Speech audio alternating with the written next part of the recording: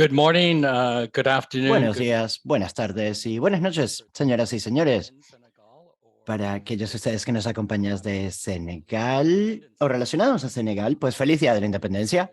Soy Sean Baker, el jefe de programas de Helen Keller International, y también recientemente me uní al Consejo de Administración del Foro sobre Micronutrientes como vicepresidente. Es un placer darles la bienvenida al webinario del día de hoy para abordar el tema de las carencias de micronutrientes y vitaminas esenciales. Este seminario web ha sido coorganizado con la Alianza Mundial para la Mejora de la Nutrición, GAIN, el Foro sobre Micronutrientes, la Alianza Mundial para la Prevención de la Espina Bífida, la Alianza Mundial para la Atención Quirúrgica, Obstétrica, Traumatológica y Anestésica, Alianza G4, Helen Keller International, la Federación Internacional de Espina Bífida e Hidrocefalia, la Red Global de Yodo, el Grupo Consultivo Internacional sobre el Zinc, la Alianza para la Innovación de Datos sobre Micronutrientes y el Centro de Defensa SDG2. Yo llevo ya más de 2 décadas trabajando en estos temas y me complace mucho ver la seriedad y el ímpetu con que se están abordando estos temas actualmente. Cuando comprobamos las cifras de asistentes en este seminario web, había alrededor de 850 participantes y todos y cada uno de ustedes son importantes para duplicar nuestros esfuerzos para abordar el problema de estas carencias. Quiero hacerles algunos comentarios técnicos antes de empezar y los organizadores me recordarán si he olvidado algo. En primer lugar, para que la mayor cantidad de personas puedan participar en este seminario, contamos con interpretación simultánea al amárico, francés y español, y pueden hacer clic en la parte inferior de la pantalla, en el botón de interpretación, y seleccionar su idioma de preferencia, el idioma en el que van a hablar, y recibirán la interpretación en ese idioma. Aquí en esta diapositiva que ven en pantalla pueden ver dónde se encuentra el botón de interpretación. Si tienen alguna pregunta sobre la función de interpretación, por favor envíenos un mensaje a través del chat y el equipo de organización les ayudará con eso. En segundo lugar, pueden utilizar el chat para enviarnos sus preguntas. Tendremos una sesión de preguntas y respuestas tras el último panel. Entonces pueden enviarnos sus preguntas a través del chat y trataremos de trasladárselas a diferentes panelistas y participantes durante la sesión. También este seminario web se está retransmitiendo en directo a través del sitio web de la Alianza Mundial para la Mejora de la Nutrición, así como en su canal de YouTube. Ahora me gustaría presentarles un poco el contexto sobre cómo se desarrollará el seminario web en los próximos 85 minutos. Tendremos 3 mesas redondas. En el primer panel se establecerá un contexto con la envergadura del problema vinculado a la carencia de vitaminas y micronutrientes. En el segundo panel, pues hablaremos un poco de la historia de la resolución de la Asamblea Mundial de la Salud y espero que sí sea aprobada. ¿Y qué se logrará con esta? Y en tercer lugar, tendremos una conversación con Estados miembros y líderes del sector privado sobre algunas perspectivas sobre la resolución de la Asamblea Mundial de la Salud y cómo apoyar el progreso nacional en este ámbito. Y como mencioné, tras la tercera mesa redonda, pues realizaremos una sesión de preguntas y respuestas. Tras la cual se realizará un llamado a la acción y dedicaremos una media hora para hablar con los casi 850 participantes que nos acompañan hoy de todas partes del mundo para responder alguna pregunta que puedan tener. Pues, dicho esto, ahora me gustaría presentarles a nuestro primer panel de expertos y me complace presentarles a Saskia Ozendarp, que es la directora ejecutiva del Foro sobre Micronutrientes. Bienvenida, Saskia. También a la doctora Silvia Ruisen, que es la secretaria general de la Federación Internacional de Espina Bífida e Hidrocefalia. Silvia, es un placer verte. Gracias por acompañarnos. Y Penjanim Kambula es el responsable del Grupo de Enriquecimiento de Alimentos de la Alianza Mundial para la Mejora de la Nutrición. Es un placer verte, Penjami. Muchísimas gracias a todos y a todas por acompañarnos el día de hoy. Saskia, me gustaría empezar contigo un poco para plantear un poco el contexto del problema de las carencias de micronutrientes a nivel mundial, cuántas personas se ven afectadas y de qué manera esto está afectando el bienestar y la salud humana a largo plazo. Sí, gracias, Sean. El problema de las carencias de micronutrientes o las carencias de micronutrientes y vitaminas esenciales es muy prevalente. En el Lancet Global Health se publicaron datos que estiman que 1 de cada 2 niños de edad preescolar y 2 de cada 3 mujeres en edad reproductiva de todo el mundo padecen al menos una carencia de micronutrientes, y en algunos países en el sur de Asia y en África subsahariana, esto representa cerca de un 90% de las mujeres en edad reproductiva. Y esto incluye vitamina A, hierro, zinc y ácido fólico.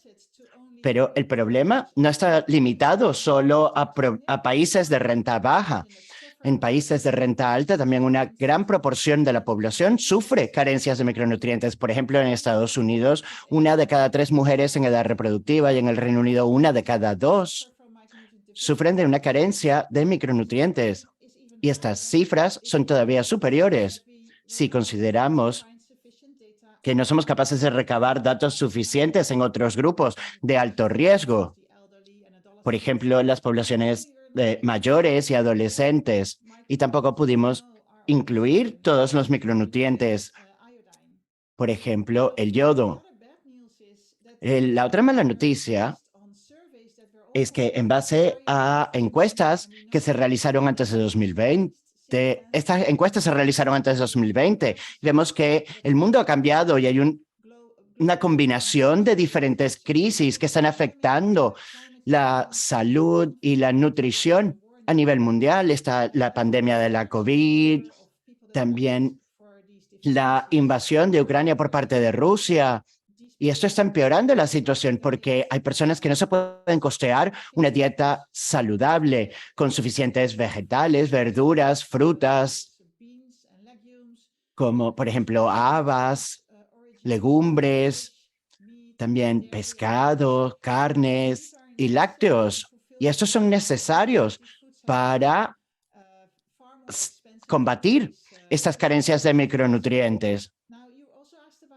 También me preguntaba sobre las consecuencias, y estas implicaciones son terribles para mujeres y niños y niñas, porque las carencias de estas vitaminas y minerales, cuando ocurren sobre todo en edad temprana, durante el embarazo y durante la infancia, pueden tener consecuencias irreversibles y que duren toda la vida.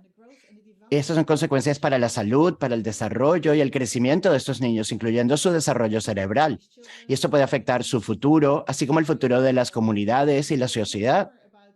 Más adelante, durante el seminario web, se hablará de los terribles efectos que pueden tener las carencias de micronutrientes durante el embarazo y también prevalencias de ciertos efectos del tubo neural. Y otras carencias pueden afectar el desarrollo del cerebro de niños y niñas, que puede traducirse en un impacto en su rendimiento escolar y su productividad a la hora que alcanza la edad adulta.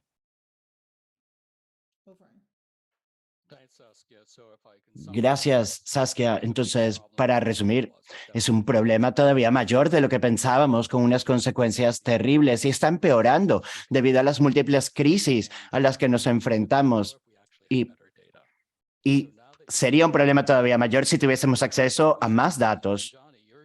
Penjani, tú creo que nos vas a dar algo de esperanza con los que nos vas a comentar, y nos vas a hablar sobre algunas de las soluciones, lo que esta resolución podría aportar. ¿Podrías, por favor, hablarnos sobre el papel que desempeña el enriquecimiento de alimentos a gran escala?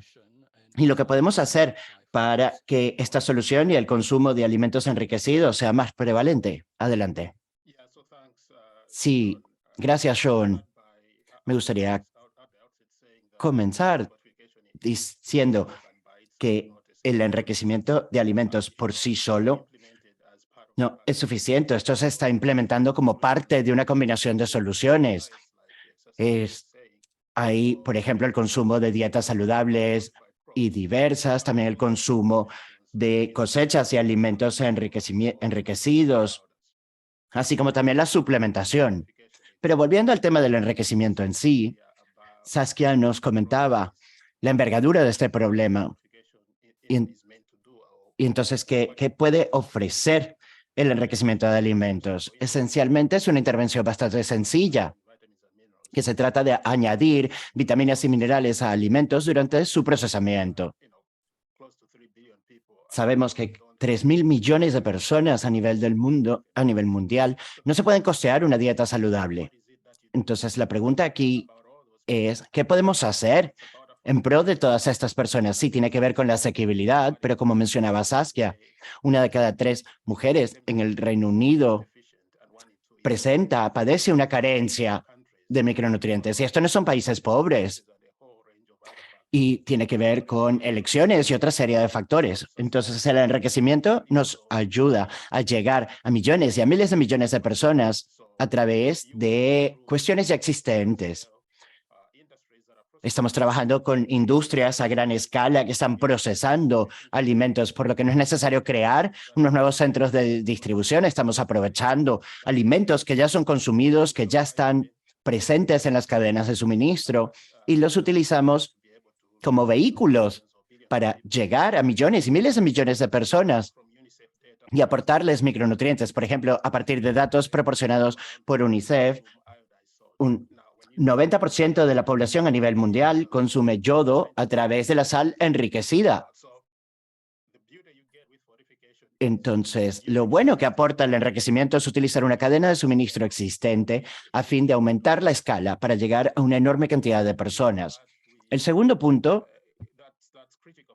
que es crítico para el éxito del enriquecimiento, es la rentabilidad. Y si examinamos el coste del enriquecimiento como un porcentaje del coste a nivel nacional, es cerca de un 2%, pero en muchos contextos está por debajo del 1%. Aunque en algunos países puede representar un 4% del coste de venta, por lo que los consumidores no notan este coste específico. Y en segundo lugar, analizamos cuál es el coste por persona a nivel de la intervención. Y en algunos contextos, por ejemplo, en el caso de la sal, está por debajo de 5 centavos por persona. Y el enriquecimiento de harinas es menos de 12 centavos por persona. Y el último punto que me gustaría destacar con relación a los elementos de éxito del enriquecimiento tiene que ver con la sostenibilidad. El enriquecimiento depende de la participación del sector privado, porque son ellos quienes producen esos materiales. Y estos son los que afrontan el costo y después se lo pasan a los consumidores. Entonces, en cuanto a la sostenibilidad y el hecho de que las finanzas a nivel gubernamental tienen que ser asignadas, pero la fortificación es una intervención invisible, porque las personas no ven, huelen o sienten el sabor de este enriquecimiento, pero se benefician de esto. Entonces, no es necesario invertir una enorme cantidad de dinero en estas iniciativas. Entonces, la pregunta que me hacías era ¿por qué debíamos consumir alimentos enriquecidos? Pues les proporcionaré algunos ejemplos del por qué. En 1993, en cerca de 50 países, se notó que eran países con una carencia de yodo. Y esto en la mayoría de los países en vías de desarrollo. Si vemos el número de países que presentan una deficiencia en yodo, este número se ha reducido a 20. Y esto no fue por cuestiones de suerte, no, fue porque empezamos a enriquecer la sal con yodo. Entonces esto tiene un impacto y vemos que se han prevenido una enorme cantidad de casos de bocio gracias a esta intervención. Vemos el éxito que se ha tenido con este producto. Entonces podemos analizar y podemos sentirnos esperanzados de que con intervenciones similares en otros alimentos básicos, utilizando los alimentos como vehículos, podríamos abordar otras carencias. Y con esto te cedo la palabra, Sean. Muchísimas gracias. Y creo que, como ya han mencionado anteriormente, la transformación de los sistemas alimentarios es esencial. Y esto es una de las primeras cosas que podemos hacer como una intervención en los sistemas alimentarios para tratar de abordar estos problemas. Muchísimas gracias. Silvia, gracias por acompañarnos el día de hoy. Me gustaría, por favor, que compartas con nosotros algo de información sobre tu fundación y por qué tu organización, por qué les es importante el tema del enriquecimiento de alimentos. Y para aquellos de ustedes que tengan alguna pregunta, pueden enviarla a través del cuadro de preguntas y respuestas. Silvia, háblanos entonces de la Federación Internacional de Espina Bífida e Hidrocefalia. Sí, estoy completamente de acuerdo con lo que se ha dicho hasta ahora, lo que han mencionado Saskia y Punjabi. El cómo traducir los conocimientos que tenemos y los casos de éxito y las oportunidades de incidencia. Como Federación Internacional, mi organización representa a la comunidad internacional de espina bífida e hidrocefalia, a los pacientes, sus familias y organizaciones que trabajan en estos temas. Y nosotros trabajamos en temas de incidencia y en la protección y defensa de los derechos humanos y de las personas con discapacidad, pero por una parte, mejorar su calidad de vida y por otra parte, reducir la prevalencia de los defectos del tubo neural. Y lo que buscamos con estas tareas de incidencia a nivel internacional es la capacidad de dar forma a la narrativa y también de fortalecer la legitimacidad de nuestras políticas. Y en el contexto de la prevención, pues esto tiene dos caras. Por una parte, la cara política para la comunidad internacional para identificar las iniciativas de prevención de defectos del tubo neural como una prioridad mundial, pero también a nivel técnico para establecer vínculos y ver cómo se pueden abordar estos temas a través de la formulación de políticas. Pero creo que todos y todas estamos de acuerdo que hay un ímpetu internacional en pro del enriquecimiento de alimentos para reducir la prevalencia de defectos del tubo neural. Y si vemos estos dos aspectos, el aspecto político y técnico, la narrativa en estos momentos ha sido bastante alentadora, pero también mixta. Y es necesario centrarnos en la prevención también en el contexto de los derechos de las personas con discapacidad. Y abogar por la prevención también incluye debates sobre temas como la espina bífida y también el riesgo de daños no previstos, como por ejemplo estigmas, estereotipos. Y estos son temas bastante complejos, pero en el contexto de esta resolución es bastante positivo porque combina salud, nutrición, discapacidad y el éxito de verdad depende de la colaboración. Y como decimos, la colaboración público-privada. Y en últimos años hemos logrado grandes avances en la región africana, donde ahora 29 países cuentan con iniciativas obligatorias de enriquecimiento de alimentos. Y esto podemos lograrlos pues trabajando con fabricantes, productores de harina, destacando el importante papel que desempeñan para lograr cambios con simplemente enriquecer sus productos y también aunando los esfuerzos de quienes enriquecen y quienes aún no lo hacen a fin de que puedan aprender unos de otros. Y esto ha demostrado ser una iniciativa muy importante al sentar en la mesa de negociación también a los fabricantes y productores para que no vean el enriquecimiento como un contexto abstracto o como un requisito normativo, sino también como una acción público-privada en temas de salud. Y esto podemos lograrlo mediante la conexión personal entre diferentes partes interesadas para que se entienda que el enriquecimiento de alimentos es una prioridad necesaria desde el punto de vista de la prevención.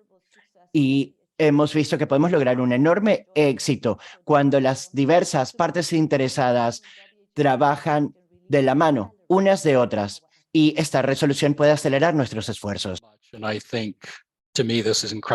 Muchísimas gracias. Para mí es tremendamente importante porque le estás poniendo una cara humana. Muchos de nosotros somos tecnócratas, pero es interesante lo que nos has dicho porque nos has hecho pensar realmente en las caras y en los corazones y por qué todo esto es extremadamente importante. Bueno, pues entiendo que, a ver, que sí que tenemos no tenemos demasiado tiempo para este panel, tenemos que seguir para el próximo, pero vamos a volver a este tema al final del webinario. Muchísimas gracias, Asia, Penjani y Silvia. Volvemos a hablar con ustedes al final del webinario, cuando hayamos cubierto los 3 paneles en la sesión de preguntas y respuestas. Y con esto me gustaría avanzar para el segundo panel, donde tenemos a 4 panelistas participando. Doctor Kemel Gotme, que es un neurocirujano pediátrico, investigador y defensor de la Alianza Global para la Prevención de la Espina Bífida. Tenemos también a la señora María Juliana Tenorio Quintero, que representa al gobierno de Colombia en las organizaciones representadas en Ginebra. Muchísimas gracias. Y bueno, me gustaría también felicitar en este momento a Colombia por su liderazgo en este tema. También Luz María de Regal, que es la jefe de la acción multisectorial de la unidad de la OMS de sistemas alimentarios y que va a trabajar en poner en práctica la resolución para los Estados miembros de la OMS. Tenemos también a Papatia Alkangenka, que es miembro del Consejo de la Asociación Turca de Espina Bífida. Parece que, espero que me hayan oído porque parece que hay otro micrófono abierto. Bueno, muchísimas gracias a todos y a todas por estar aquí. Voy a comenzar contigo, Luz, porque hemos hablado mucho de la Asamblea Mundial de la Salud. Sería excelente si nos pudieras explicar cuál es el papel de la Asamblea Mundial de la Salud, quién va allí, quién asiste y cuál es el objetivo de la resolución presentadas ante la Asamblea Mundial de la Salud. Bueno, muchísimas gracias, buenos días, buenas tardes. En primer lugar, muchísimas gracias por la invitación.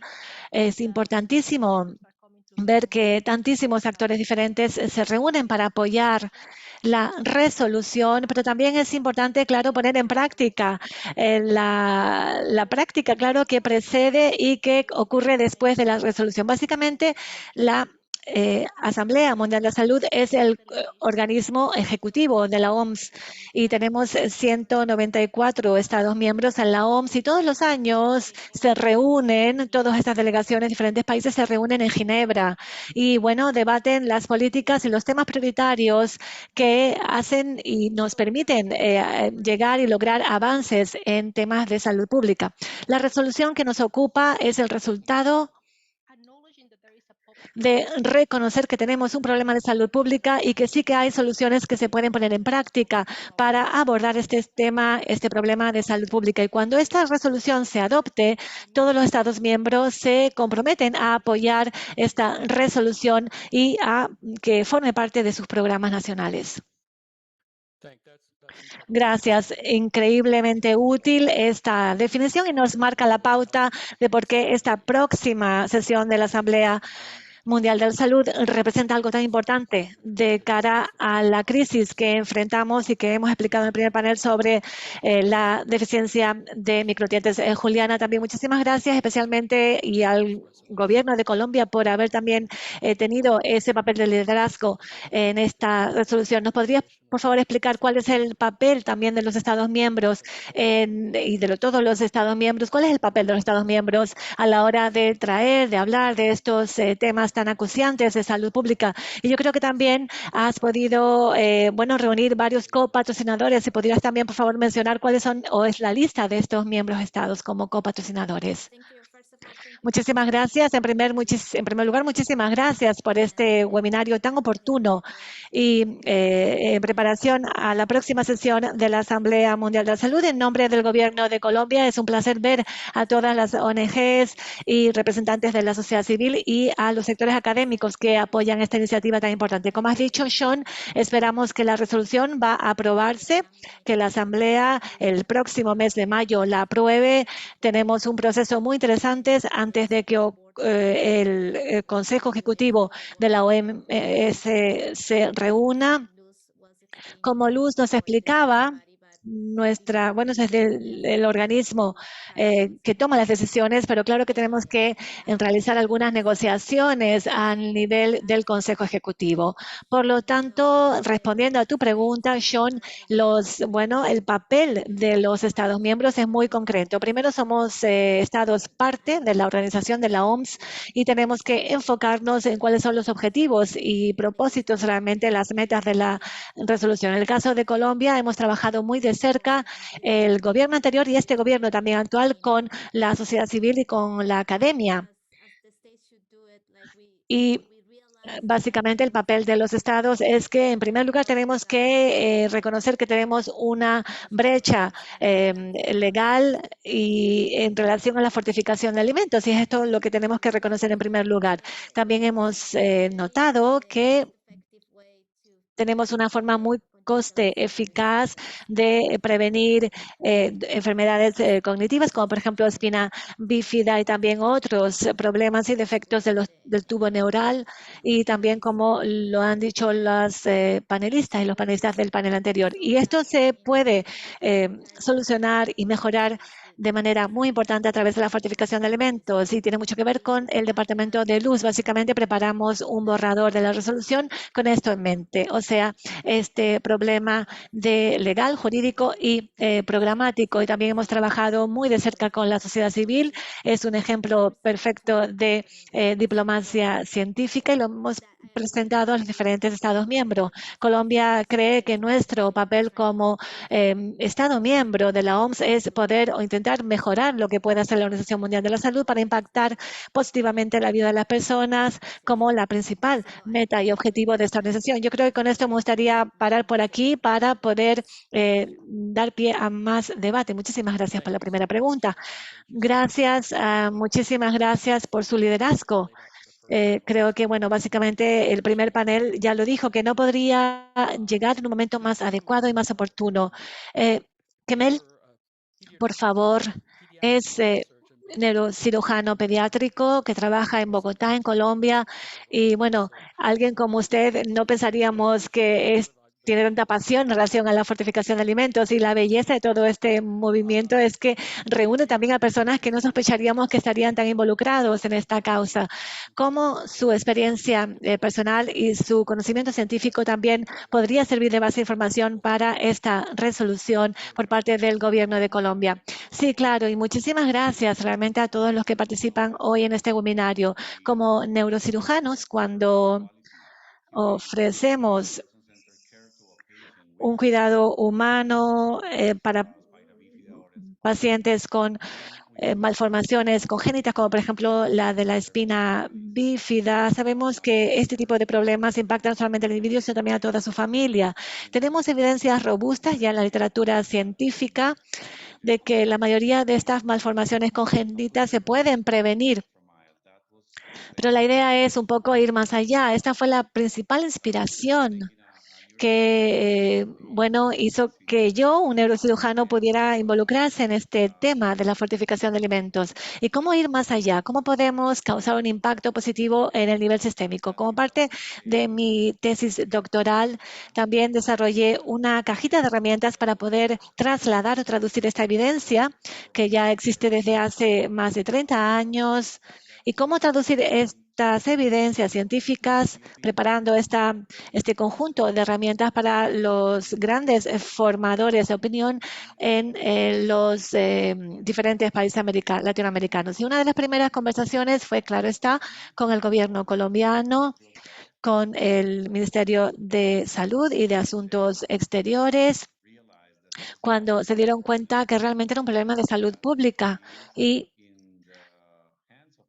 que está en las manos de los legisladores poder cambiar esta realidad. Y cuando ellos se dieron cuenta de esto, yo sentí un apoyo inmediato de los diferentes funcionarios del ministerio, de estos dos ministerios colombianos, y básicamente vimos dos acciones. Primero sería aumentar la escalabilidad y actualizar también la legislación colombiana o las normativas colombianas en relación a la fortificación de alimentos. Estamos fortificando en Colombia desde los años 90, lo que ha impactado muy marcadamente en la prevalencia de estos defectos del tubo neural y de otras malformaciones congénitas, incluso de enfermedades no transmisibles relacionadas a la deficiencia de micronutrientes. Por lo tanto, ya tenemos una legislación. Por lo tanto, la primera llamada o llamamiento a la acción sería cómo aumentar la escala de lo que ya existía. Y en segundo lugar, sería cómo promover este esquema a nivel global, puesto que el Ministerio de Salud de Colombia empezó a promover este asunto en la OMS, con la ayuda también, el apoyo de la OMS y también desde el punto de vista científico, los miembros de la sociedad civil y actores no estatales, diferentes organizaciones del sector académico, de las sociedades profesionales médicas y de la Alianza Global para la Prevención de la Espina Bífida y también asociaciones de neurocirugía por todo el mundo empezaron también a ofrecer cada vez más apoyo a esta causa. Y es lo que yo llamo de intercambio de conocimiento, mejor que transferencia de conocimiento o traducción de conocimientos, porque lo que yo siento es que hay un conocimiento que viene en los dos sentidos con todas estas partes interesadas para poder aplicar, poner en práctica estos conocimientos científicos en la vida real, que va a impactar realmente positivamente a las personas en todo el mundo. Y es esto lo que me gustaría decir para contribuir a responder la pregunta. Exactamente, es decir, trayendo a dos organismos que realmente toman decisiones con esta cara humana, pero también, claro, trayendo las soluciones, sobre todo, como has subrayado, muchos países también tienen algún tipo de fortificación de alimentos, pero la idea es cómo actualizarlo, cómo mejorar para estar seguro que su desempeño es el ideal. Bueno, ahora me gustaría pasarle la palabra a Papacha,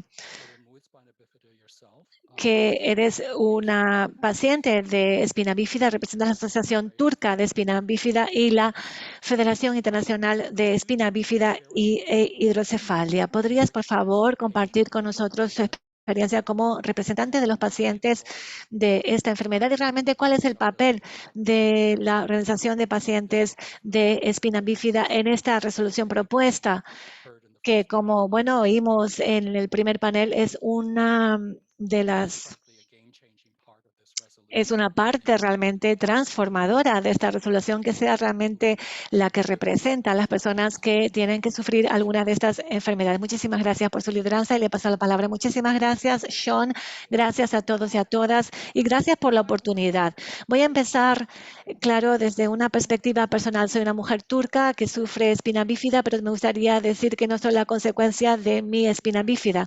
Es solamente una enfermedad que yo tengo. Y bueno, me gusta pensar que soy mucho más que mi enfermedad. De la misma forma, mi discapacidad no es la consecuencia de que mi madre no haya tomado suficientes niveles de ácido fólico y básicamente es porque la sociedad turca puedo pensar que no lo puso y no puso este suplemento de ácido fólico para las mujeres embarazadas con demasiada amplitud. Bueno, en relación a la comunidad de los pacientes de espina bífida, cuando hablo de comunidad, hablo de los pacientes de espina bífida hidrocefalia que viven sus experiencias también junto con sus familias. Yo represento aquí la Asociación Turca de Espina Bífida y también la Federación Internacional de Espina Bífida. Bueno, espina bífida es una de las más complejas y graves enfermedades. Claro que el acceso temprano a los servicios sanitarios es importante. También los cuidados multidisciplinarios también para ayudar a la inclusión en la sociedad, para que podamos vivir una vida digna y con la plenitud de nuestra capacidad. Y la fortificación de alimentos es una forma que nos permite hacer esto, acceder a todo esto. Hablarles un poquito de Turquía. 4 de 1000 recién nacidos tienen esta enfermedad, o sea, realmente tenemos 2.2 mujeres con edad fértil también tienen este impacto, o sea, el impacto de una buena política bien diseñada de fortificación de alimentos y del suplemento de ácido fólico tendría un impacto muy importante. La fortificación de alimentos no es totalmente nueva en Turquía, pero en relación al ácido fólico no tiene un programa ampliamente divulgado, pero hemos realizado varias reuniones a nivel ministerial con el Ministerio de la Salud. Tenemos también una campaña en las redes sociales, también solicitando que se añada el ácido fólico a la harina. También trabajamos con un grupo de trabajos en colaboración con neurocirujanos que trabajan con el tema de espina bífida e hidrocefalia. También tenemos un puesto también en el Consejo Consultivo también del Ministerio de Agricultura para pasar estos mensajes tan importantes que seguimos divulgando a través del canal de redes sociales. Por lo tanto, el fundamento, la base ya se ha lanzado en ese sentido en el trabajo que realizamos. También lo que creemos es que solamente somos fuertes si tenemos un trabajo local hecho, por ejemplo, por la Asociación Turca, pero también con una escala global interna, por lo tanto, participamos y colaboramos de forma muy activa con la Federación Internacional de Espina Bífida. La Federación Internacional es el núcleo de información, estaba presente también en las deliberaciones de la resolución de Ginebra, pero también la Federación Internacional también ha iniciado las discusiones y ha estado tendiendo puentes. La Federación Internacional también ha sido una proponente también por la fortificación de alimentos de gran escala durante décadas y como parte de este trabajo de incidencia, ha trabajado durante todo este tiempo con diferentes socios en relación a la fortificación de alimentos a gran escala. No hubiera sido posible todo ese trabajo sin el trabajo claro realizado por las asociaciones nacionales que desempeñan un papel importantísimo en este tema y en el avance alcanzado a nivel nacional, que es importantísimo para todo esto. Y somos defensores de este tema y lo hemos sido durante muchísimo tiempo. Me gustaría concluir mis palabras diciéndoles que las asociaciones de espina bífida a nivel nacional y local han sido críticos para este documento que estamos proponiendo ante la Asamblea Mundial de la Salud. Pero bueno, a título personal me gustaría decir que siempre tenemos que recordar que siempre vamos a tener personas con espina bífida y hidrocefalia. Por lo tanto, es nuestra responsabilidad hacer todo lo posible para reducir la prevalencia de estas enfermedades no transmisibles y también de proteger los derechos de las personas que padecen estas enfermedades. Gracias. Muchísimas gracias, Papacha. Y bueno, todo lo que dices realmente me identifico muchísimo con todo lo que has dicho. Una gratitud enorme que tenemos hacia ti y a todos los miembros por todo el mundo por haber alzado la voz. Y también desde el punto de vista técnico, importante decir también ese punto importante de por qué la fortificación de alimentos a gran escala es tan importante para los efectos del tubo neural, porque los daños ocurren muy tempranamente y a veces la suplementación en el embarazo no es adecuado. Muy interesante ese comentario. Solo nos quedan unos 4 minutos, entonces lo que propongo es, en vez de hacer una segunda pregunta a todos nuestros ponentes, es compartir con ustedes unas noticias sobre... A ver, lo he mirado. Y hoy, además de Colombia, que ha patrocinado esta resolución, tenemos otros 11 gobiernos y miembros estados de la Unión Europea que están apoyando la resolución. Creo que el total entonces ahora es de 38 y esperamos que esa cifra siga aumentando y al momento en que llegue la votación. pero sí podemos hacer un debate rápido aquí. ¿Cuál es el mensaje clave que les gustaría que los miembros, los asistentes a este seminario web reciban el día de hoy tras este debate? Juliana, me gustaría comenzar con usted. Muchísimas gracias. Y gracias por mencionar esta cifra total de organizaciones y gobiernos apoyando esta resolución. El mensaje clave desde la perspectiva de Colombia es que podemos lograr un consenso en este tema, porque fue un proceso bastante difícil. No necesitan saber todos los detalles, pero este tipo de problemas que son claros, con una perspectiva de derechos humanos y con personas que han sufrido los efectos. Contamos con medidas rentables demostradas por la ciencia que pueden prevenir estos problemas y que tendrían una vía bastante sencilla a través de la OMS. Pero este no es el caso, porque hay muchos factores e intereses implicados. Entonces, el mensaje clave aquí es para que otros estados sigan luchando. No siempre resulta fácil, pero logramos un consenso en el apoyo a esta resolución. ¿Y qué podemos aportar? ¿Qué pueden aportar algunos de los estados que están un poco más preocupados sobre la manera en que el enriquecimiento de alimentos puede tener un impacto en sus poblaciones, porque existen diferencias entre países desarrollados y en vías de desarrollo? Entonces es necesario tomar en cuenta al proponer resoluciones a las organizaciones estas cuestiones. Pero no se rindan. Pues estamos muy agradecidos por su tenacidad y sus palabras. Muchísimas gracias. Luz, adelante. Un mensaje clave. ¿Qué mensaje clave le gustaría compartir con el resto de nuestros participantes?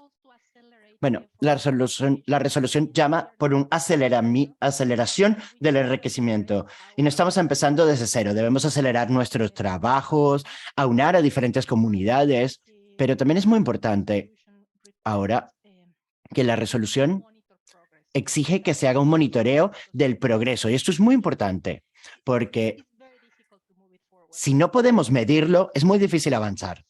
Entonces, hace un llamado a los Estados miembros para que generen datos, para que aúnen las soluciones con los problemas. Y en este sentido, esta es una de las primeras resoluciones que aúna los sistemas sanitarios y sistemas alimentarios. Y también mide un poco las dimensiones de la financiación de estas iniciativas, porque esto es un elemento crítico. No podemos contar con ciencia, con nuestros corazones, pero si no somos capaces de plantear un argumento financiero a todas las partes interesadas, al sector privado, a gobiernos, el progreso va a ser mucho más lento. Entonces, la resolución aúna a una gran cantidad de actores en pro también de la rendición de cuentas. Muy bien, perfecto. Muchísimas gracias. Y voy a tener que ir culminando esta sesión, así que Kemen, sea breve, por favor. Bueno, pues brevemente, mensajes claves. En primer lugar, la diversidad de dietas, suplementación y el enriquecimiento de alimentos son complementarios, no son exclusivos. Y estas tres iniciativas deben combinarse de acuerdo al contexto y las necesidades de cada Estado miembro. En segundo lugar,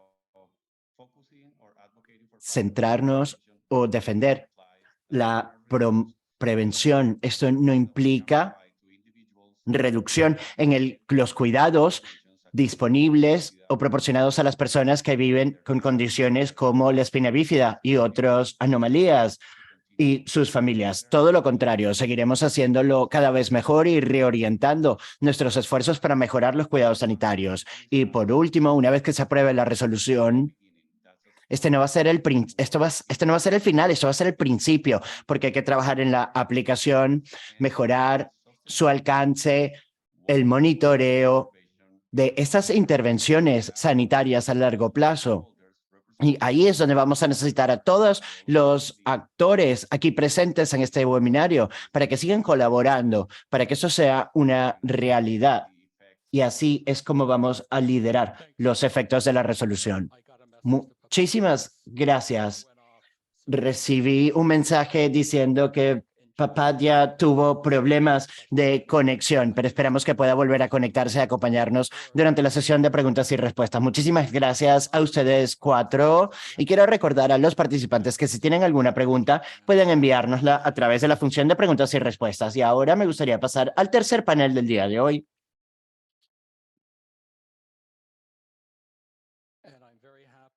Y me complace presentarles a Ayman Assaf, que era director general de la Asociación de Productores de Harina o Molineros. También quiero presentarles a Inoshi Sharma, director ejecutivo de la Autoridad de Seguridad Alimentaria y Normas de la India, que ha estado muy implicada en la transformación del sistema alimentario en India. Mi compatriota, Dave Fatou Naif, coordinadora del Comité Senegalés para el Enriquecimiento de los Alimentos, COSFAM. Yo tuve el placer de colaborar con esta organización por ya 2 décadas y también a nuestra representante de la Comisión Europea, Fadoui Chauki. Pues muchísimas gracias por acompañarnos el día de hoy. En primer lugar, me gustaría entonces comenzar con una pregunta similar para Inoshi y Ndai Fatou. Si pudieran, vamos a comenzar con usted, Inoshi, si pudieras hablarnos del papel que desempeña el enriquecimiento de los alimentos en India y cómo se incluye en la estrategia nacional y en las políticas para combatir contra la malnutrición. Adelante, Inoshi. Gracias por acompañarnos.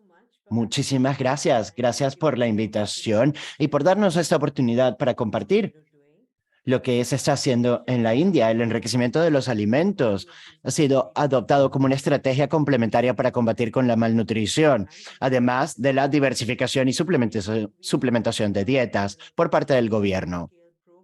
Tenemos 3 programas de gran envergadura donde se han fortificado el arroz y se están proporcionando a través de los programas de red alimentaria segura 3 alimentos básicos enriquecidos. Y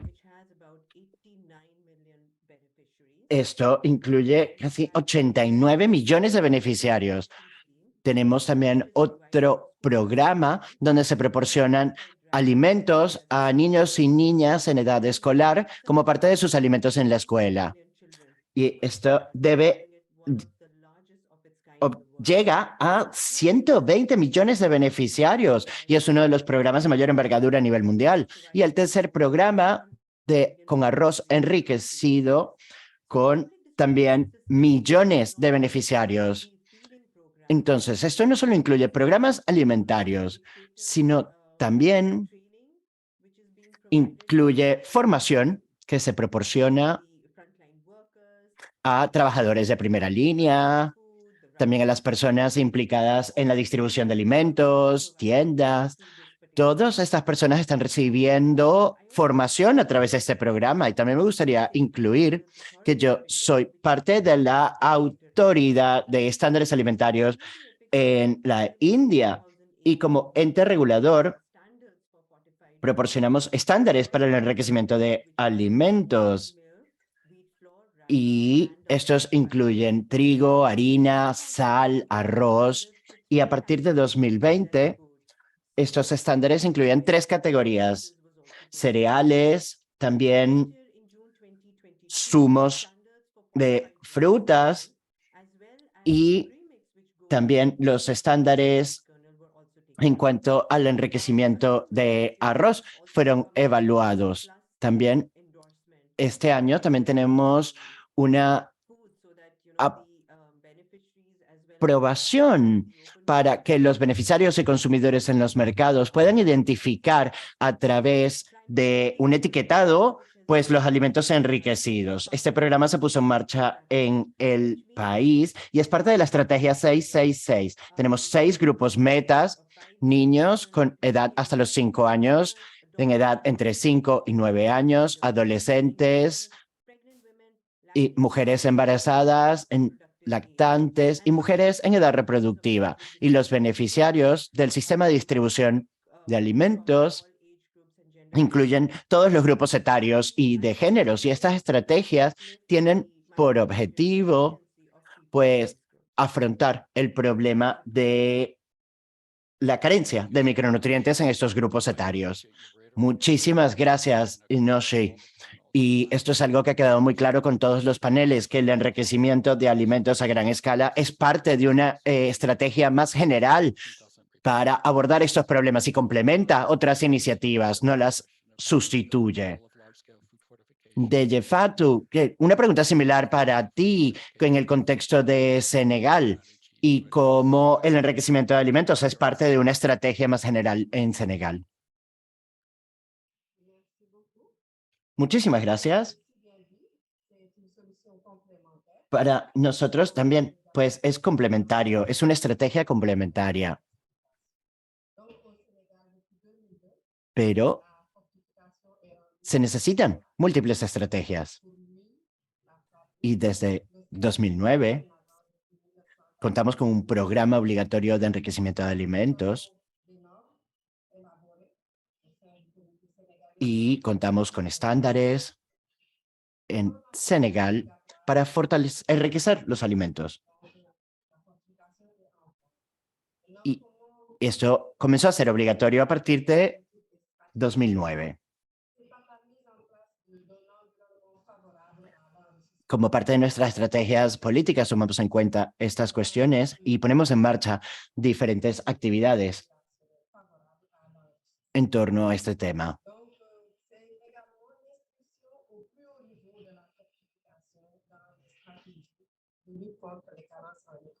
Y esto se incluye en los niveles más elevados de nuestras políticas estratégicas.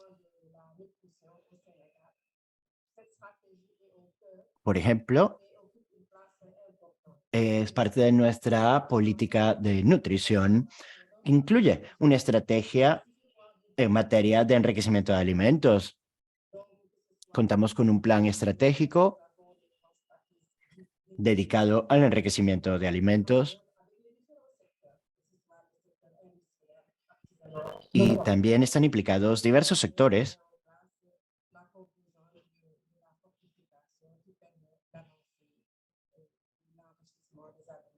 lo que nos permite avanzar en cuanto al enriquecimiento.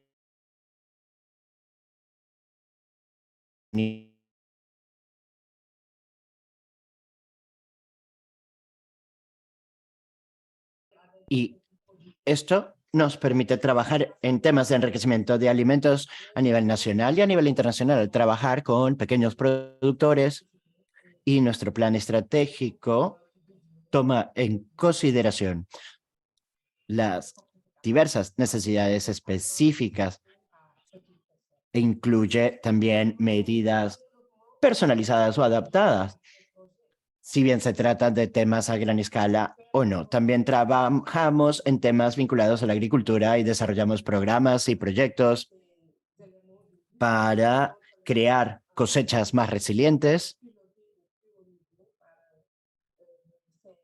y hemos estado trabajando en este tema para combatir contra la malnutrición y la carencia de micronutrientes. Y trabajamos también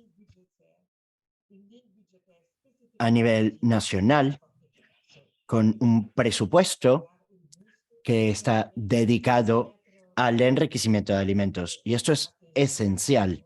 Es necesario contar con un presupuesto específico que nos permita poner en marcha los diferentes programas y planes necesarios. Gracias. Muchísimas gracias, Ndeye Fatou. Yo también soy consumidor en Senegal y me parece que sí que fue en 2009 cuando se adoptó este etiquetado y se utiliza en 15 países. Ahora tenemos a alguien aquí que se dedica al enriquecimiento. Nosotros hablamos de normativas y somos defensores de estos temas, pero es un placer tenerla aquí con nosotros el día de hoy. Y Etiopía también desempeña un papel muy importante en esta trayectoria del enriquecimiento y están proponiendo nuevos mandatos para el enriquecimiento del trigo y la harina. Y entonces, como representante de la industria de la producción y molinera, ¿cuáles son los desafíos a los que se enfrentan en Etiopía y qué tipo de apoyo es necesario? Adelante. Pues muchísimas gracias por la invitación para participar en esta reunión. Y sí, tienes razón. Nosotros apoyamos la fortificación obligatoria de la harina de trigo a partir de julio. Pero antes de responder a su pregunta, en los últimos 7 años hemos también trabajado en el enriquecimiento de aceites y harinas de manera voluntaria. Todavía no lo hemos implementado con un total éxito debido a diferentes desafíos, pero el gobierno ha apoyado estas iniciativas.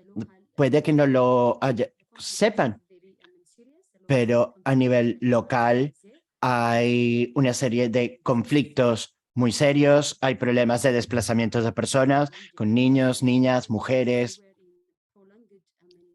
y debido también como resultado del cambio climático, nos enfrentamos a sequías que afectan a nuestro país y el gobierno a raíz de esto entiende estos problemas y ha hecho obligatorio que la industria privada enriquezca alimentos a sabiendas de que esta es una de las mejores maneras de abordar la malnutrición y carencia de micronutrientes.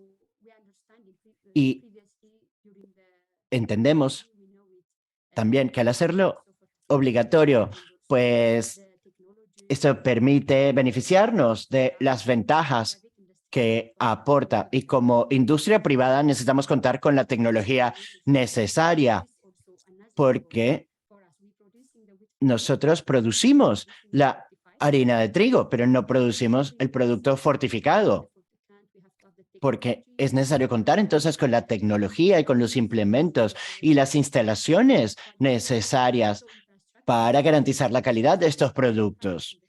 Y hay algunas industrias privadas, porque en la industria de los molineros y la producción de harinas, la capacidad es diferente, pero hay empresas que ya han sido capaces de comenzar a enriquecer sus productos, porque la harina de trigo es ampliamente consumida en el país y también se ha enriquecido el arroz y ahora entendemos los problemas vinculados a las carencias de micronutrientes. Tenemos un mejor entendimiento de estos temas. Entonces, como industria privada, pues podemos pasar de actividades voluntarias a obligatorias, pero lo hacemos con otro entendimiento. Y a partir de julio, pues todo esto será obligatorio y la participación de la industria privada en el enriquecimiento, pues contará con un compromiso porque están tratando de estar preparados para enriquecer sus alimentos, pero seguimos enfrentándonos a grandes desafíos.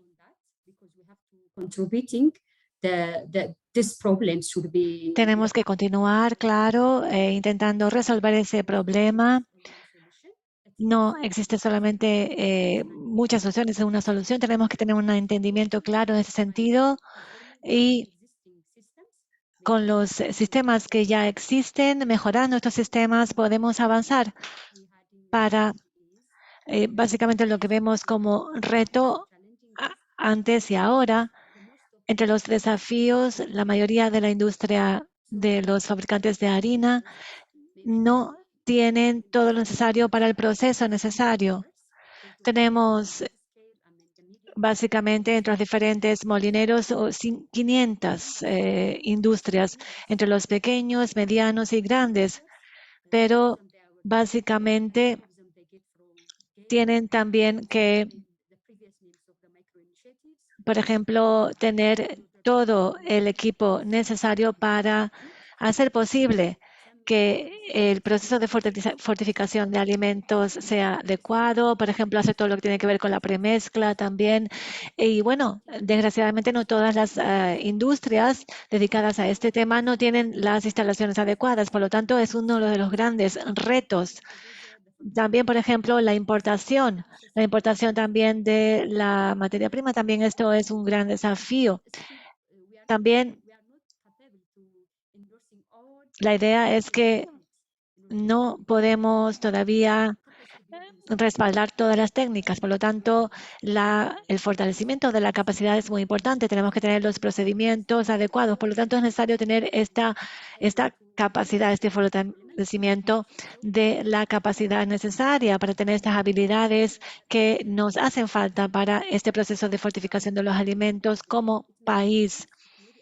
Y puede ser cualquier tipo de alimento, como por ejemplo el maíz o cualquier otro, pero sí que tenemos que tener estas capacidades y para poder poner todo esto en práctica podemos mejorar, pero claro, tenemos que tener estos retos solucionados. Este sería el segundo reto. El tercero igual no es tan direccionado, que es el acceso a líneas de financiación, que es algo que representa un problema muy grave a través de los bancos. Tenemos la inflación también, lo que complica las cosas. Por lo tanto, el acceso a la financiación como empresa particular es un problema muy serio para nosotros. Y también estamos produciendo el trigo, producimos también los cereales, los granos, sobre todo el trigo. Y bueno, es una producción todavía local, pero hay una limitación también de los proveedores del trigo. Tenemos diferentes estrategias a nivel nacional. En relación a la producción del trigo, hemos probado también con diferentes temporadas de cultivo que estamos intentando poner en práctica para mejorar y aumentar la producción del trigo, para que podamos producir a la capacidad plena. Caso contrario, es algo que representa un problema para nosotros. Y como ya dije anteriormente, el acceso a las materias primas, que es también un desafío importante. La industria privada también se siente un poco frustrada. Claro, vemos que tiene un carácter obligatorio esta resolución, claro, pero bueno, básicamente hay una frustración por la parte de los productores de harina. Esto es importante también que el gobierno entienda esta frustración que sienten los molineros y tenemos que tomar la decisión adecuada en el momento adecuado. Sobre todo lo que se refiere a la harina de trigo, esta fortificación de alimentos a gran escala, lo hemos visto sobre todo en los últimos años por la actividad humanitaria. Tenemos el mercado, ofrecemos el aceite y también la harina de trigo, lo que es una buena oportunidad para nosotros. A través de diferentes actividades humanitarias tenemos acceso a este mercado. Si podemos fortificar en este tipo de programas sería bueno. Y también, claro, podríamos beneficiar a los grupos más vulnerables de la región. Muchísimas gracias. Increíblemente importante que oigamos también la perspectiva de la industria y las asociaciones y alianzas que has también mencionado. Claro, tener las condiciones adecuadas y también la idea de cómo podemos también apoyar a la industria para que pueda poner en práctica este mandato. Ahora vamos a nuestra próxima panelista. vamos a Fadol Chauki de la Comisión Europea.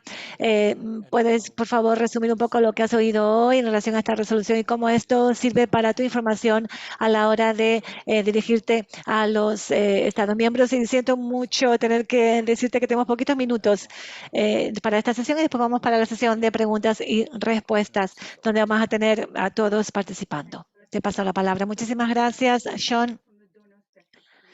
Voy a hablar de la perspectiva del donante. Esta nueva resolución es fantástica para los donantes y es muy útil también tener un diálogo de política sobre las deficiencias de micronutrientes y también tener y hacer una reflexión, un debate técnico sobre cómo la fortificación de alimentos puede ser apoyado para poder solucionar este problema de desnutrición, porque nos da una directriz, una orientación clara sobre lo que hacer, sobre cómo hacerlo y también quiénes son los grupos de población afectados por estas deficiencias de micronutrientes. Como ustedes saben, a los donantes, los donantes quieren tener una evidencia basada en la ciencia y números, cifras, porque realmente es muy, muy útil para los donantes, para que podamos tener esta orientación para dónde deberíamos estar llevando nuestro dinero, para dónde invertir. Y es muy eficiente. Se ha probado que la fortificación de alimentos es una intervención con una muy buena relación entre el coste y la eficacia para por diferentes aspectos, la salud, etcétera. Por lo tanto, es muy bueno tener este tipo de foro para tener este tipo de debate sobre políticas y tener un diseño claro también de los programas que vamos a poner en práctica en el futuro. Muchísimas gracias. Y sé que estás aquí usando el sombrero, estás aquí en calidad de los donantes de la Comisión Europea, pero también entendemos que en Europa todos los Estados miembros de la Unión Europea también están copatrocinando esta resolución, lo que es algo que es tremendamente útil. Muchísimas gracias. Ahora vamos a entrar. Bueno, primero vamos a hacer lo siguiente. Vamos a hacer, Kemel y yo, un llamamiento a la acción. Vamos a traer a todos los panelistas para más preguntas y respuestas. Vamos a volver todos y todas. Muchísimas gracias. Kemel, si por favor me permites ahora abrir una charla contigo, sería fantástico. Como vemos, bueno, pues tenemos este gran apoyo a la resolución, pero claro está que esta resolución que se presenta ante la Asamblea Mundial de la Salud no va a tener ningún tipo de diferencia si no hay acciones concretas sobre el terreno. Hay centenas de participantes de todo el mundo que están oyendo. Si pudieras, por favor, compartir con nosotros algunas ideas, comentarios del trabajo que realiza en Colombia sobre cómo las personas pueden, de hecho, hacer una diferencia, cómo involucrar a los gobiernos, a diferentes actores para realmente implementar una diferencia para poder solucionar y plantarle cara a esta deficiencia por micronutrientes. Muchísimas gracias, Sean. Bueno, me gustaría hablarles de pasos concretos si realmente quieren entrar en contacto con sus ministros o los funcionarios del Ministerio de la Salud de cada país. En primer lugar, sería entrar en contacto con alguien que sabes que tiene una relación directa con el ministerio, con los funcionarios del ministerio y explicarles la importancia de este tipo de programas, de esta resolución y cómo va a impactar al salvar miles de vidas y cómo va a mejorar también la calidad de la salud para todo el sistema sanitario del país. En segundo lugar, también les diría que usen también un recurso, un juego de herramientas, un toolkit, algo que haga que este conocimiento sea mejor absorbido, mejor acogido también. Yo creo que también esto es importante. Y útil también. Al final de este webinario vamos a compartir algunas diapositivas. Hemos estado también compartiendo recursos en el chat a lo largo del webinario, donde van a ver y encontrar diferentes recursos audiovisuales que se pueden utilizar para este tipo de contactos. O sea, son dos temas concretos que cualquier defensor de cualquier sector de la salud, de la nutrición, diferentes especialidades, por ejemplo, asociaciones de familias y de pacientes. Aquí vemos, por ejemplo, en la pantalla algunos de estos recursos. Por favor, utilícenlos, aprovéchenlos.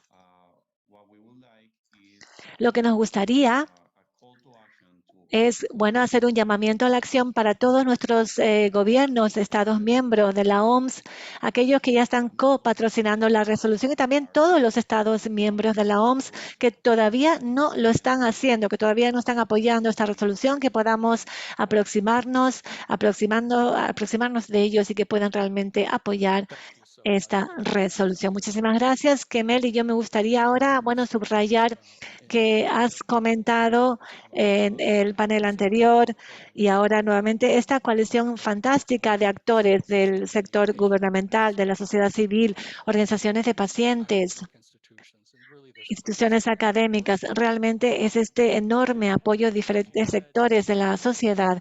Y como has dicho también, nuevamente, bueno, ya hemos trabajado, como ya dije, yo ya llevo trabajando en este campo unas 2 décadas. Es importantísimo para mí ver esta resolución y quiero hacer hincapié en la importancia y el impacto tan positivo de la fortificación de alimentos a gran escala. Y como has dicho también, Kemel, todos los que están presentes en esta reunión, en este webinario, pueden realmente prestar su voz a esta causa. Vamos primero a la primera diapositiva. Primero, como dijo Kemel, encuentren una persona de contacto. ¿Quién va a ser la persona que lidera la delegación? Normalmente va a ser alguien que trabaja en el Ministerio de la Salud. Primero sería encontrar a esa persona. La idea también sería pues bueno, concertar una reunión con esta persona, que claro que siempre es mejor una reunión o una charla presencial. Si esto no funcionase, bueno, puedes enviarle un email o una carta y compartir con esta persona información con la delegación de los países, de tu país en este caso, compartir esta información sobre la resolución. Y en este enlace que estamos brindando, no, todavía no vamos a la parte de los recursos, no, nos quedamos aquí con este enlace que me gustaría mostrarles.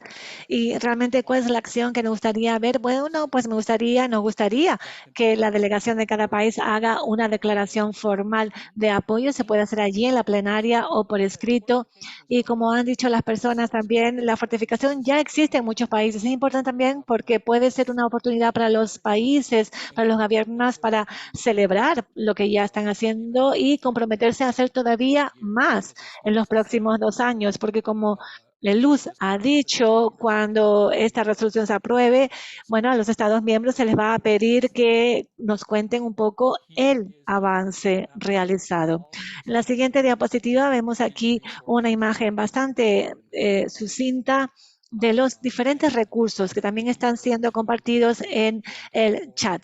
Si vamos, por ejemplo, a la resolución, al sitio de Internet de la OMS, resolución de la Asamblea Mundial de la Salud, van a encontrar todos estos recursos en este enlace que estamos aquí compartiendo. Y en la última diapositiva que me gustaría compartir con todos es, bueno, algunas fechas importantes próximas. Además de este webinario, vamos a tener también un evento presencial paralelo durante la sesión de la Asamblea Mundial de la Salud el 23 de mayo en Ginebra, en el Château de Pent, que está a una distancia muy corta de la Asamblea Mundial de la Salud.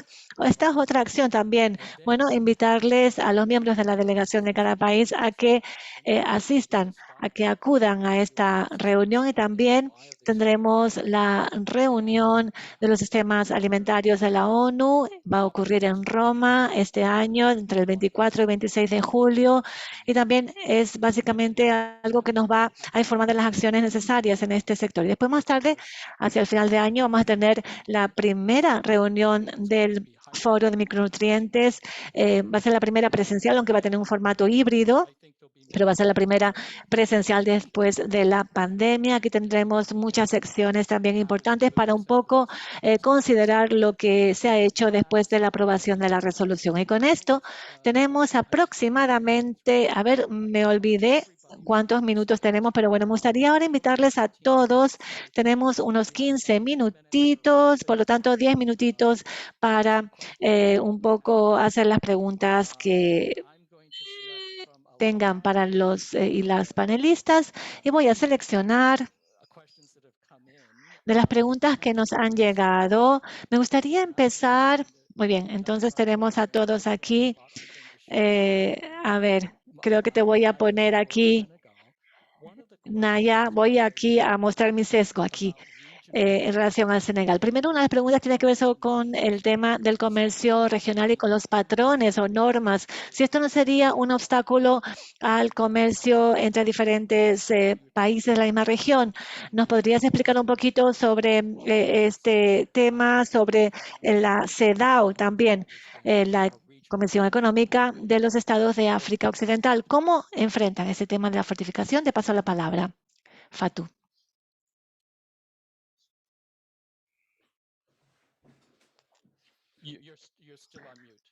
Estás con el micrófono apagado.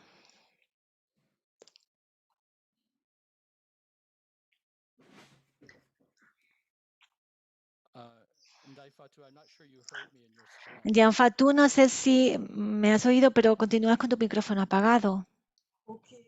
Ahora sí.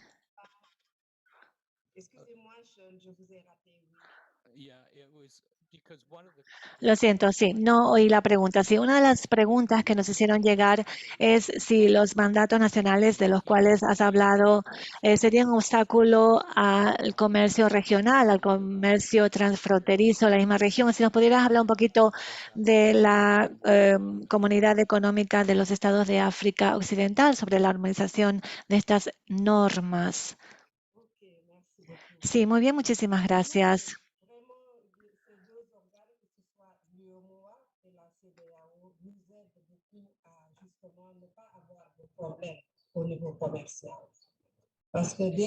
La intérprete pide disculpas, pero el sonido de la señora Fatou no es audible.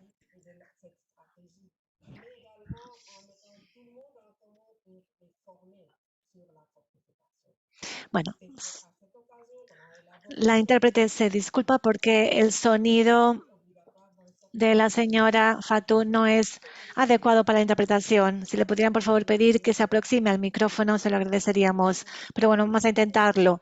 Sí que necesitamos armonizar todas las normas regionales. Es lo que sí que tenemos que hacer.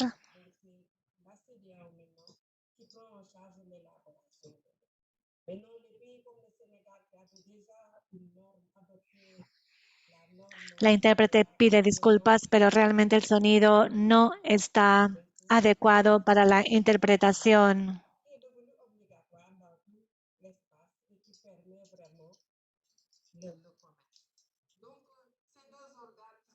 Contradictoires et qui travaillent ensemble, hein, travaillent en synergie, ont permis d'élaborer les normes, de faire former les États membres, les techniciens des États membres, d'élaborer des guides de bonnes pratiques de fabrication. Qui sont très importants. Ces guides nous ont permis de savoir comment se fait la fortification au niveau industriel, de former le personnel au niveau industriel, de mettre à niveau Es necesario también formar al personal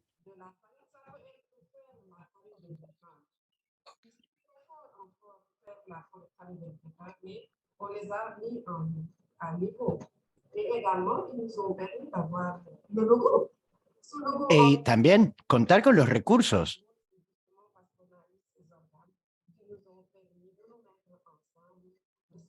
que nos permitan reunirnos y armonizar estrategias. Muchísimas gracias, Ndai Fatou. Sé que hubo problemas con el sonido, pero a modo de resumen, nos hablaba de cómo, hablando con las dos comisiones económicas regionales, se armonizaron los 15 países con un logo adoptado por los 15 países y Senegal lideró el establecimiento de estos estándares para los otros 15. Teníamos otra pregunta sobre si el enriquecimiento de alimentos a gran escala requiere alianzas con empresas privadas. Sí, yo voy a responder esa pregunta. Sé que a veces preocupa la implicación de empresas de gran envergadura y alimentos ultraprocesados, pero las experiencias en África, vemos que los productores de alimentos básicos como harina de trigo, harina de maíz, aceites, en el 90% de los casos, estos suelen ser empresas nacionales de gran envergadura, no son multinacionales enormes. Entonces, la mayoría de estos alimentos básicos son producidos por empresas nacionales o regionales y no por multinacionales. Algunas de ellas ya producen alimentos enriquecidos y como parte de la producción de alimentos básicos, sí, porque si producen otros alimentos procesados enriquecidos, puede que sí, pero aquí hay que tener cuidado con no confundir estas dos cuestiones. Sí, hay algunas malas prácticas en el mercado, pero si vemos el enriquecimiento de alimentos básicos en los países africanos, eso son la responsabilidad de empresas nacionales o regionales. Gracias, sí, es un punto importante. También se fortifican ingredientes que después se utilizan para producir otros alimentos. Luis, hubo una pregunta que recibimos sobre si se llevará a poblaciones a consumir en exceso algunos nutrientes específicos. Sí, la resolución sugiere los valores para el enriquecimiento. Y esto es evaluando los niveles de consumo seguro y los niveles de ingesta máxima tolerable. Y esto amenora estos riesgos. Y el enriquecimiento en líneas generales, y sé que otros de los compañeros y compañeras aquí presentes también diseñan programas. Esto permite proporcionar niveles muy pequeños, muy reducidos de micronutrientes de manera continuada. Pero sí, es importante también contar con mecanismos de garantía de la calidad apropiados, porque existe un riesgo de que se aporten demasiados micronutrientes. Esto es porque no se cuenta con unos sistemas de control y de verificación de la calidad, pero es muy poco probable que esto ocurra. Y sé que es una respuesta bastante amplia, pero en primer lugar es importante fijar estándares, también mecanismos de control y garantía de la calidad y también monitorear el estado de salud de la población. Y esto nos permite modificar algún estándar de ser necesario. Y también si se llegan nuevos micronutrientes a partir de otras fuentes extranjeras.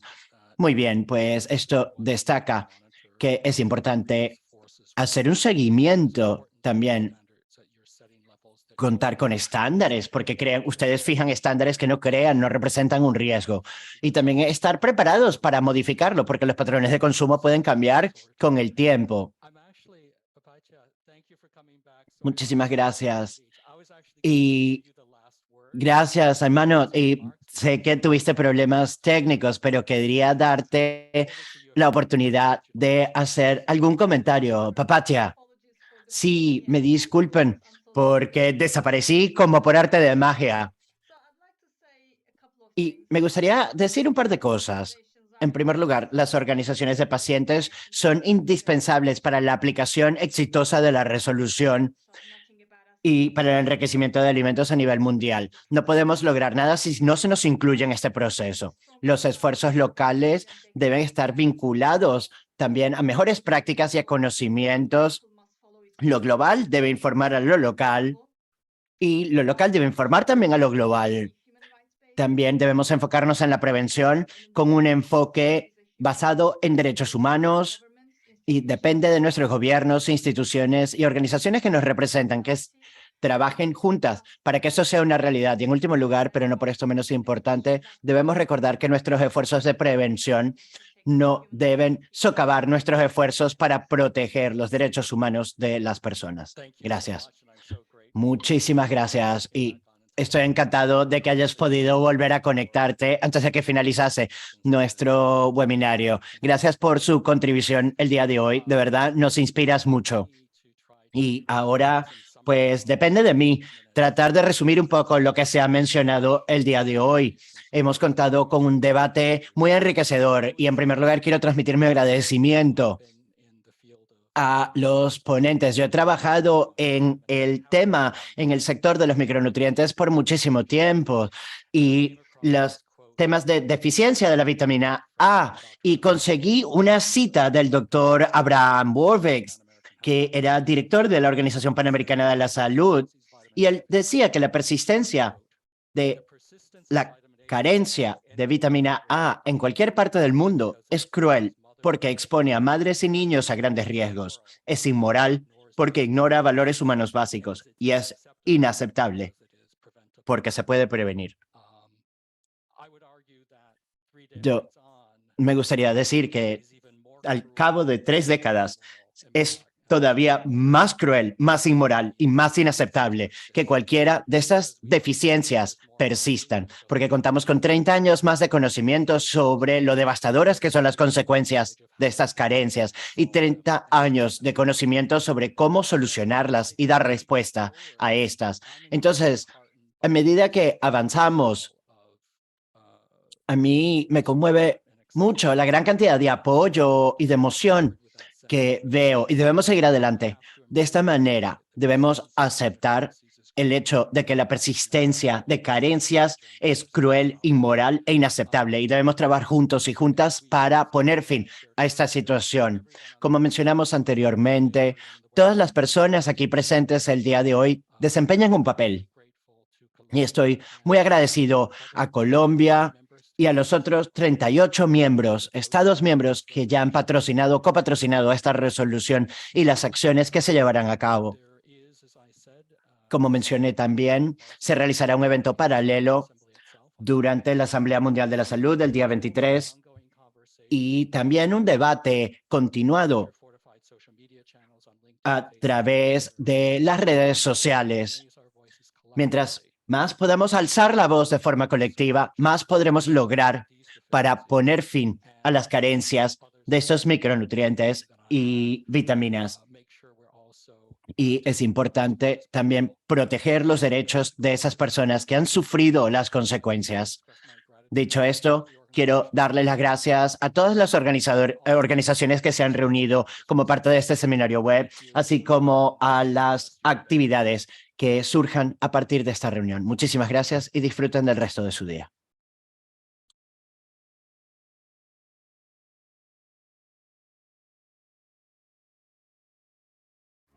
That was incredible. Thank you, everyone.